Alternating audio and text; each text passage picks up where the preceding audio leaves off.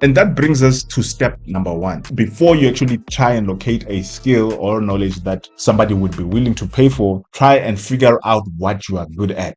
And is what you're good at good enough for somebody to pay some good money for? So, for example, I mentioned that I do play the piano, for example, right? I can use that, play in some events, make a little bit of money to acquire maybe that 10,000 Rand, that 20,000 Rand that I need, basically start the business that I really want to start, whatever the case may be, right? I can use what I already have to make the little money that I want to actually build the business that I want to build, to acquire the things and resources that I want to acquire. So before actually locating a skill that somebody else would be willing to pay for, look for a skill that you are currently good at. What are you currently good at? Locate that and ask yourself the question, is this something that somebody would be willing to pay for? Now, initially, obviously, it's not going to be the money that you probably require as a start. You're probably looking for 1 million. You're probably looking for 500,000. You need to look at your resources. What resources do you currently have now that will help you get to step B or step 2, whatever the case may be? You need to hold the bull by the horns, right? You need to hold the snake by the head, right? Make sure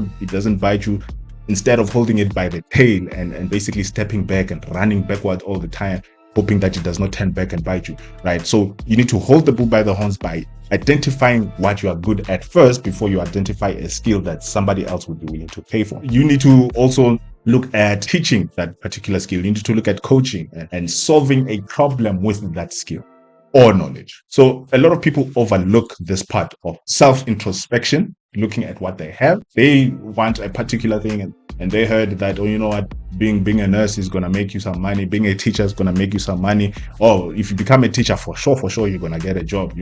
I'm sure you've heard arguments like that, right? It separates you from the normal people and it puts you in a position where you become different because you are self-introspective.